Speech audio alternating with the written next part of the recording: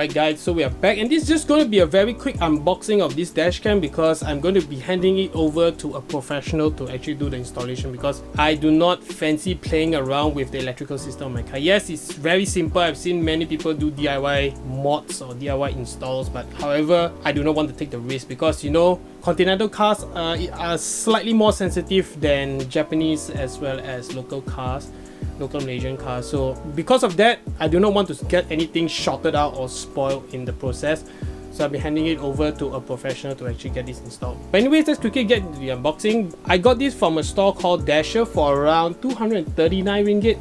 Around that, of course, this hardwire kit was sold separately, so this was another 50 to 60 ringgit. In my opinion, if you're going to get this camera, get it with the hardwire kit because the camera on its own, the battery doesn't really last that long, and exposed to the heat, the internal battery basically dies very quickly. So definitely getting a hardwire kit will help to prolong the battery, I should say, because it keeps it charged. Alright, so on the front we get a glimpse of the dash cam. You can see the model here, 70mm Smart Dash Cam Pro Plus A500, and this is the English version. And then on the bottom you can see 70mm Dash Cam Pro Plus, same thing. The side 70mm, so basically the features on the bottom you can see, so 2.7K Ultra HD. See that is also app enabled, so there's an app to go with it.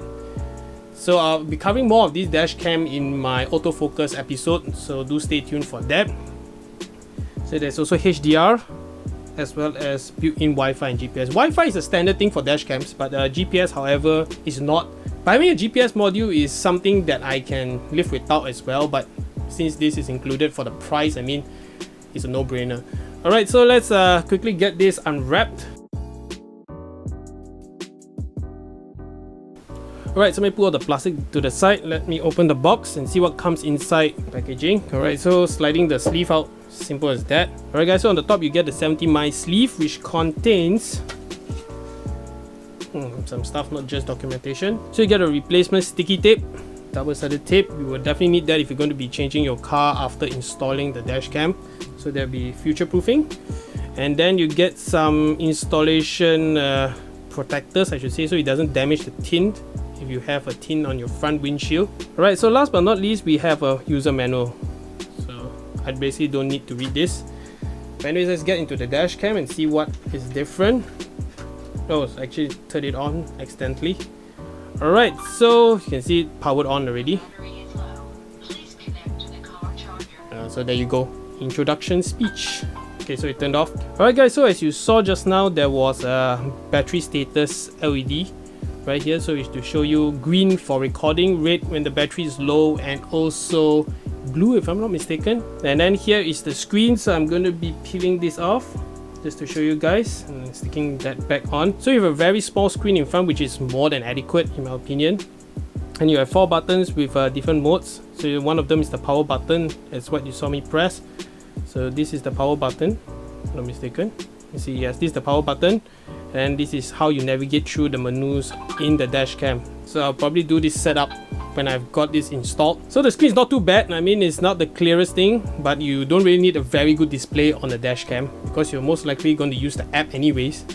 Right, so you can see right here 70mm. I believe the built-in module is here, the GPS module. Let me check what else comes in the box. Alright, so let's see whether the module is separate, but I believe it's not. Well, I guess you may be wondering what is this. This is actually how you mount the dash cam on the windscreen. So this is actually removable, so you can actually take out your dash cam if you want to remove like the SD card or something like that, because the SD card is in a very awkward position, especially if you put it up near your rear view mirror.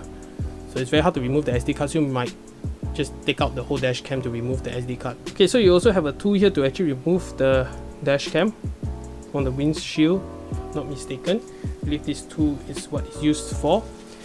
Alright, and then you also get a micro USB cable. They're still on micro USB, but on the dash cam doesn't really matter, you don't need USB-C.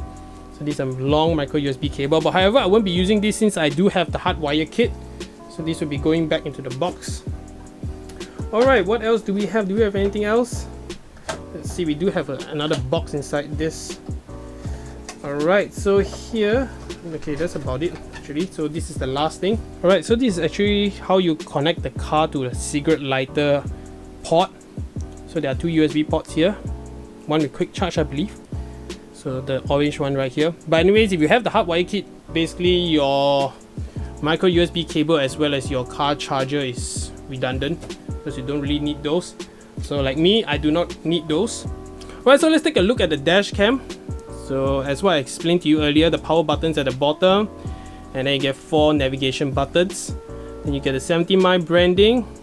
You get the lens in front, which is adjustable like this, so it suits most of the cars. You get 70 mm logo on the front.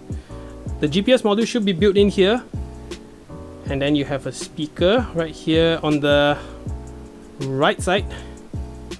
You get a micro USB charging port or DC in, as well as a micro SD card slot. On the right side, basically nothing because that's where your lens goes. So I heard this sensor is improved, but this color temperature is slightly colder to the previous version, the 70 mm Pro. But to me, it doesn't really matter. Important is that the footage is clear. Alright, so this has been a very quick unboxing of the 70 mm A500 Pro Plus dash cam. So I'll leave the link in the description below if you're interested to purchase one for yourself. So do stay tuned for the coming episodes of Autofocus, where I'll also be checking out this dash cam with you guys and also showing you guys how to set this dash cam up. That's a very new series, so I do appreciate your support. So guys, this has been a very quick video. If you did like it, do hit the thumbs up button and also subscribe to this channel, and follow me on Instagram for more sneak peeks on the upcoming videos. So my Instagram account is structed_official. So that's all for this video, guys. I'll see you guys in the next one.